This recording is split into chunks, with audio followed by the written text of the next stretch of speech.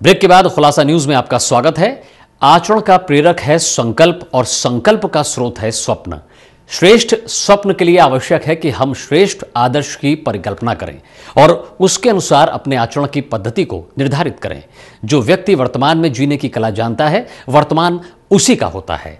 हम उसको कर्म भूमि मानते हैं जिसका स्वरूप हमारे सपनों के अनुसार निर्मित होता है और अतीत जिसको नींव प्रदान करता है। मनोविज्ञान के मनीषियों और आत्मज्ञान के साधकों का कथन है कि समस्त ज्ञान हमारे मन में निवास करता है।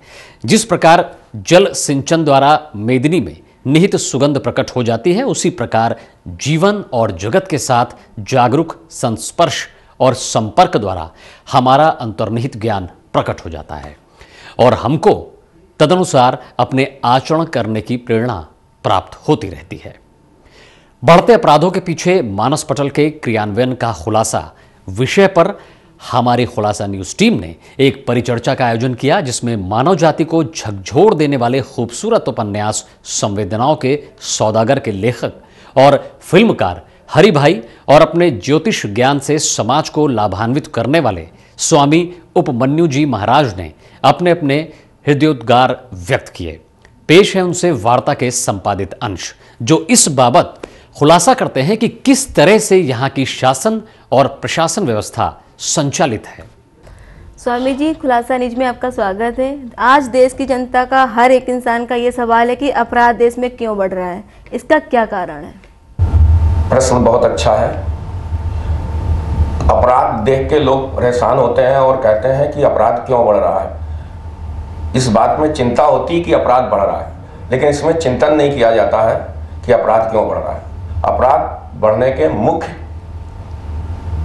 3 कारण हैं। एक अशिक्षा जी, दूसरा बेरोजगारी जी, तीसरा जो न्यायपालिका और हमारा प्रशासन है जी, उसकी देरी होने के कारण से उसका डर, भय, शासन, प्रशासन, न्यायपालिका, इन तीनों का भय खत्म हो जाना, ये 3 का मुख्य कारण है। शिक्षा अच्छी नहीं मिल रही, समय पे नौकरी नहीं मिल रही,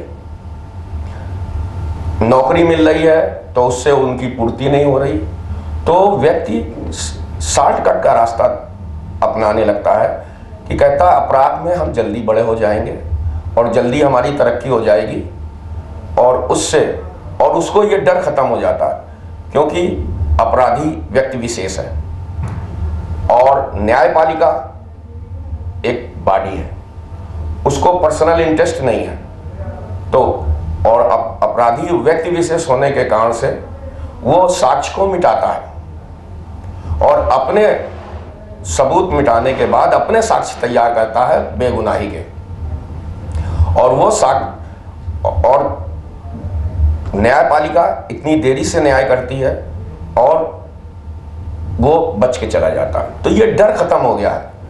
जिस दिन ये डर हो जाएगा, अपराधी में ये डर हो जाएगा कि आज हम अपराध कर रहे हैं और हम तुरंत पकड़े जाएंगे और इस अपराध में जो हमारा फायदा हुआ है उससे कई गुना नुकसान होगा। स्वामी जी, एक आपने क्वेश्चन किया था कि शिक्षा का क्या मोहरा है इसमें? शिक्षा का यह मोहरा है कि जब आदमी शिक्षित होता है तो शिक्षा एक केवल आदमी को पर्सनल नहीं देती, वो अपने परिवार को देखता है जी, बिल्कुल।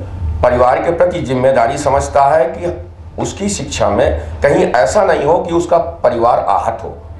उसने कोई क्राइम किया, उसने कोई जुर्म किया, उससे उसके परिवार को कितना नुकसान है, उसको ज्ञान आता है। शिक्षा, जब व्यक्ति को पूर्ण शिक्षा मिलती है तो उसको इस बात का ज्ञान हो जाता है अपने आप कि क्या अच्छा है क्या बुरा है। और शिक्षा होने से सबसे बड़ी बात है कि उसको नौकरी मिलेगी, उसको व्यवसाय करने का टाइम मिलेगा, और व्यवसाय होगा जब उसको अपनी जो जरूरतें हैं, जो भी उसकी आवश्यकताएं हैं वो पूरी हो रही हैं, तो वो अपराध की तरफ नहीं जाएगा। ये शिक्षा का सबसे बड़ा महत्व।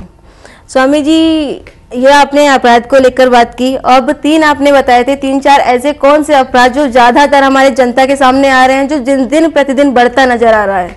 सबसे ज्यादा मेन मुद्दा क्या है? मेन मुद्दा अब इस समय डर खत्म हो गया है। लोगों को डर आम जनता को हो गया है। जो हमारा प्रशासन है उससे आम जनता तो डरती है, लेकिन अपराधी नहीं डरता। अपराधी जो है वो जानता है कि हम किसी भी तरीके से बच निकलेंगे। और लोग दूर रहते हैं, बेरोजगार हैं, उनके दिमाग में फितूर घूमता है। जब फितूर घूमता है तो अपराध करता है। वो अपराध किसी भी तरीके से स्वार्थपरता से किया जा सकता है। उसने अपराध किया, उसने चोरी की, उसने बलात्कार किया, उसको ये जब करता है उस टाइम उसको बिल्कुल ये रहता है कि हम कैसे भी छूट जाएंगे, अपने सोर्सेस से छूट जाएंगे। हमारे संपर्क सूत्र इतने अच्छे हैं कि वो कर लिया जाएगा। हमारे प्रशासन में हम जो है, हमारी पकड़ इतनी है कि हमको डर खत्म हो गया है। उसको डर खत्म हो जाता है कि किसी भी तरीके से एन केन प्रकारेण हम बच जाएंगे। जिस दिन ये डर खत्म हो जाएगा, ये डर हो जाएगा उनको सारी, ये डर हो जाएगा कि नहीं हम अपराध करेंगे और हमको शीघ्र पकड़ लिया जाएगा और हमको छोड़ा नहीं जाएगा, उस दिन अपराध की संख्या बहुत कम हो जाएगी। एजे साहित्यकार, आप इस विषय में क्या कहना चाहेंगे? अपराध वृत्ति जो हमारे देश में बढ़ रही है, यूं तो ये पूरे संसार में बढ़ती जा रही है, पूरे विश्व में इसका बहुत ज़्यादा प्रसार हो गया है। लेकिन हम अपने देश की बात करें तो सबसे पहला मुख्य कारण है इसका तनाव जी, स्ट्रेस। हम 24 घंटे में 28 घंटे तनावग्रस्त रहते हैं जी। रात को सोने से लेकर सुबह उठने तक। शायद आम जनमानस को ये जानकारी नहीं है कि हमारे शरीर के अंदर कितना परिवर्तन लगातार होता है। ये परिवर्तन मैं आपको ये बताता हूँ कि आप 1 लिखिए और उसके आगे 27 जीरो लगाइए, 1 और 27 जीरो, और गिनिए सिर्फ 1, यानी कि 1 सेकंड में इतनी बार आपके शरीर में परिवर्तन होता है। जब आपको अपने शरीर को देखना आ जाए जी, तब आपको ये आभास होने लगता है कि मेरे नाखून में भी तनाव है, मेरी भौं में भी तनाव है, मेरे बालों में भी तनाव है। उसको हर तरफ से मतलब तनाव नजर आता है। अगर ये तनाव न हो तो आप देखते हैं कि सड़कों के ऊपर गाड़ियां चलती हैं, उसके अंदर मल्टी मिलियनर लोग बैठे रहते हैं, बड़े हाई एजुकेटेड जी, और 50 लाख 1 करोड़ रुपए की गाड़ियों में होते हैं। लेकिन आप जरा देखें उनकी फ्रस्ट्रेशन कि मात्र जरा सी गाड़ी किसी से छू जाती है, वो बाद में करते हैं, गाली गलौज पहले करते हैं। जी जी, बिल्कुल सही कहा आपने। ये क्यों होता है? क्योंकि हम अंदर गाड़ी में बैठे हैं, मगर हमारा जो दिमाग है उसके अंदर बहुत ट्रैफिक हमारे को इधर उधर घुमा रहा है, चिढ़ा रहा है, और वहाँ से सिर्फ तनाव ही तनाव निकल रहा है। और इस तनाव से निकलता हुआ जो धुआं है, जो जहर है, वो अपराध की शक्ल में परिवर्तित हो जाता है। आप ये ना समझें कि अपराधी मात्र वो हैं जिन्होंने बलात्कार किया, आज पूरे देश के अंदर बवंडर मचा दिया। हम लगातार उस अपराध को ऊर्जा देते हैं, एनर्जी देते हैं। जिस चीज़ को आप ज़्यादा एनर्जी देंगे, ज़्यादा ऊर्जा देंगी, वो भड़केगी और बढ़ेगी। जिस तरीके से मान लीजिए आग के अंदर अगर तेल डालेंगे, पेट्रोल डालेंगे तो आग भड़केगी या ठंडी होगी? नहीं। इसीलिए हमेशा आप देखें, मैं आपको छोटा सा उदाहरण देता हूँ कि देश का एक बहुत ही सुंदर अंतर्राष्ट्रीय स्तर का शहर है नोएडा। वहाँ पर अभी कुछ समय पूर्व एक बहुत ही आध्यात्मिक कार्यक्रम हुआ था, जिसमें 1200 सितार वादक अपना कार्यक्रम प्रस्तुत कर रहे थे जी।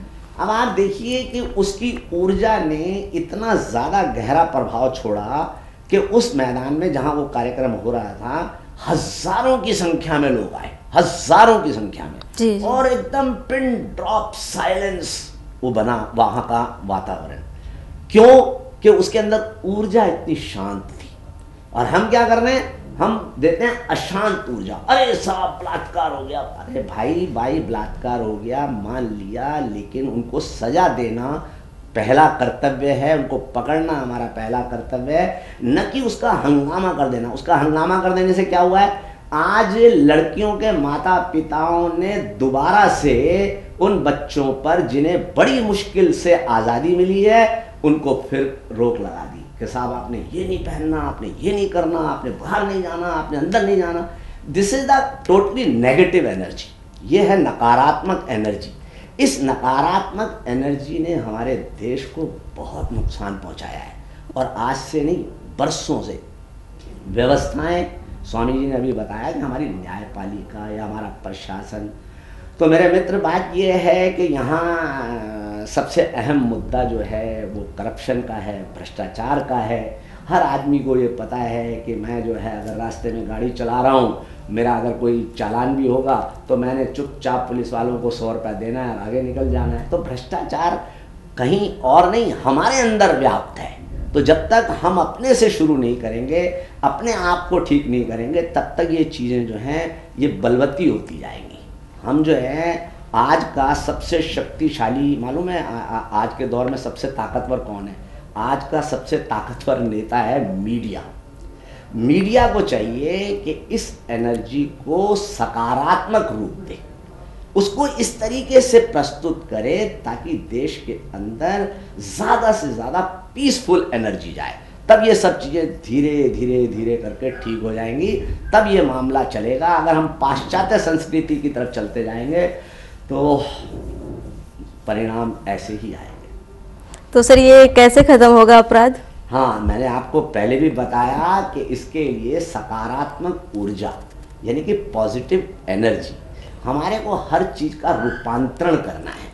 हम अगर मान लीजिए, देखिए ना, अभी हमारे पास ज़्यादा से ज़्यादा प्रचार प्रसार क्या हो रहा है कि साहब वो बलात्कारी हैं, उनके ऊपर कोई सेहत पे असर ही नहीं हो रहा।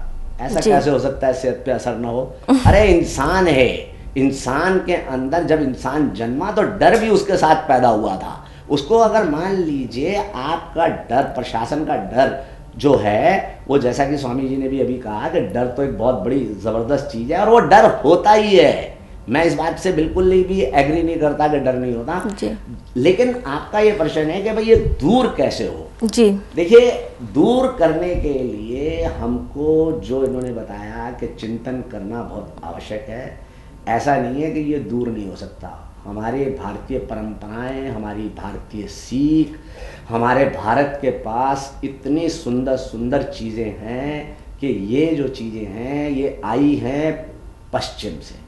आज पश्चिम का जो अंधानुकरण हो रहा है, जो उसका अनुसरण हो रहा है, उसकी वजह से ये सब हो रहा है। लेकिन अभी हम ये भी नहीं कर सकते कि हम उससे बच जाएं, परंतु फिर भी जो आपने कहा इसका बहुत, एक आधे मिनट में तो मैं आपको ये नहीं बता सकता कि इसका जल्दी से कैसे, यानी कि रिमोट नहीं है, लेकिन ऐसा भी घबराने वाली बात नहीं है कि ये अपराध वृत्ति जो है खत्म नहीं हो सकती। बिल्कुल खत्म हो सकती है, क्योंकि ये चिंतन का विषय है। आपने जो कहा स्ट्रेस हो रहा है, अब इसको चिंता करिए स्ट्रेस क्यों हो रहा है। सबसे बड़ी बात है कि स्ट्रेस हो क्यों रहा है, और उसने बाहर निकल के कार में टच हो गया, क्यों मार दिया? वो इसलिए मार दिया कि उसको मालूम है मेरे पास पैसा भी है, मेरे पास बड़ी गाड़ी है। हम जो आपने कहा बहुत सत्य कहा कि उसको हमने 100 रुपए दे देने और वो बच के चला जाना। तो ये डर होना चाहिए, जो आप कह रहे डर था, डर, वो डर को फिर से होना चाहिए एक बार। आप बिल्कुल सत्य कह रहे हैं कि वो डर बनेगा कि नहीं, अगर ये करेंगे तो हमारा खाली पैसे देने से काम नहीं चलेगा, केवल सोर्स से काम नहीं चलेगा, हमको इसका दंड मिलेगा।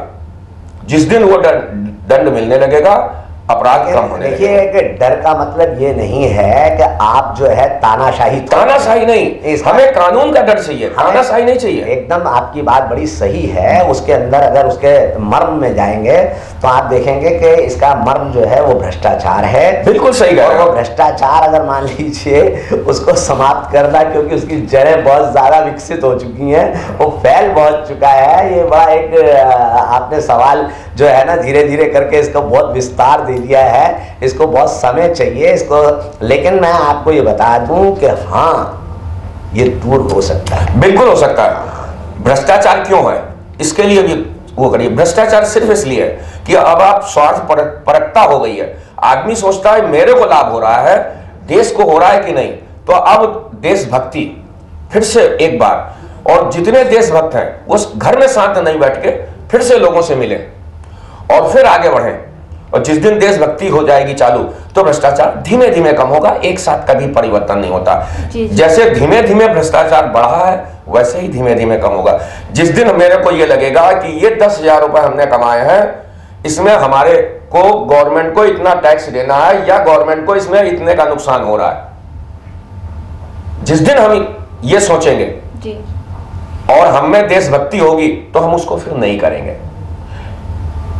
देशभक्ति जहां बढ़ेगी, ये चिंतन का विषय है, देशभक्ति बढ़ेगी भ्रष्टाचार धीमे से कम होगा, और देशभक्त बढ़ेंगे तो भ्रष्टाचार कम होने लगेगा। स्वामी जी, आखिरी सवाल हमारा आपसे, लाइन ऑर्डर कैसा होना चाहिए ये आप दर्शकों को बताएं हमारे। न्यायपालिका इस समय इतनी बटी हुई है कि उसको निर्णय देने में इतना समय लग जाता है कि आदमी ये सोचता है कि ये निर्णय है भी कि नहीं है, थक जाता है। जरूरत अब आज की ये हो गई है कि जो न्याय की देवी जिसकी आंख में पट्टी बंधी होती है उसके खोलने की है। न्यायपालिका में सबसे बड़ी कमी जो है, कोई एक बात उठेगी तो कहेंगे कि ये हमारी सीमा के अंतर्गत नहीं है, ये प्रशासन की सीमा के अंतर्गत है। प्रशासन कहेगा ये शासन के अंतर्गत नहीं है। इन सबको एक सेंट्रलाइज करके कोई एक ऐसी जगह बनाई जाए कि हमें न्याय देना है, शासन प्रशासन वो संयुक्त रूप से कैसे एक बार में हम उनको सामने लेके आए। तो अब जो आज की जरूरत है वो न्याय की देवी जिसकी आंख में पट्टी बंधी है वो केवल सबूत चाहती है। अब वो सबूत की जगह आंख की पट्टी खोलने की जरूरत है, और जिससे न्याय अपनी तरफ से, न्यायपालिका अपनी तरफ से समझ सके कि क्या सच है क्या झूठ है। हम छोटे, ये बहुत बड़ा विषय है, इसमें अगर बात की जाए तो कई दिन लग जाएंगे, बहुत मंथन होगा और बहुत लोगों से आपको विचार लेने पड़ेंगे। जी जी बिल्कुल। लेकिन अगर सही रूप में देखा जाए तो हमारी न्यायपालिका इतनी विस्तृत है कि कोई एक विषय में बात चली तो उन्होंने कहा कि ये तो थाने की बात है, थाना कह रहा है ये डीएम की बात है, डीएम कह रहा है कि हमको अभी आदेश नहीं मिले जी। तो इस कारण से इतना देर हो जाता है। तो अब न्याय की देवी की जब पट्टी खुल जाएगी तो वो एक जगह कानून मिलेगा और बहुत जल्दी न्याय मिलेगा। एक छोटे से दफा 7-17 के जिसकी मैक्सिमम सजा 6 महीने होती है, और उसका व्यक्ति जो है विदेश में परदेश में आके दिल्ली में बंद हो गया, मेरे पास ऐसे लोग आए हैं, और वो 4 साल से बंद है, उसका कोई जमानतगीर नहीं है। हर 14 दिन बाद उसको वहां पे जाता है, कोई जमानतगीर नहीं है। तो साहित्यकार जी वो इतने साल से अंदर बंद है, जबकि अगर उसको जुर्म कबूल हो जाता, जुर्म फाइनल हो जाता उसका जुर्म वो, तो उसको 6 महीने से ज्यादा की सजा नहीं है जी। तो जरूरत है कि वो अपने नेत्रों से देखे, समझे और फिर निर्णय करे। आप न्यायपालिका के बारे में क्या कहना चाहेंगे? देखिए, बात ये है कि हमेशा हर चीज का सिंपलीकरण, सरलीकरण होना चाहिए, और न्यायपालिका बहुत आसानी से मतलब काम कर सकती है, कर रही है, लेकिन उसमें जो परिवर्तन की ज़रूरत है, एक छोटा सा मैं आपको सुझाव दे रहा हूँ, उदाहरण दे रहा हूँ जी। मान लीजिए जिस समय अपराध होता है, सबसे पहले अपराध जब घटित होता है तो उसको कहाँ लाया जाता है? अपराधी को थाने में जी। बड़ी सीधी सी बात है यार, एक छोटा सा न्यायालय आप जो है थाने में ही स्थापित कर दो ना, बहुत ठीक बात, तरो ताजा उसी समय है, आपके सामने दूध का दूध और पानी का पानी, हाथ के हाथ मिटेंगे।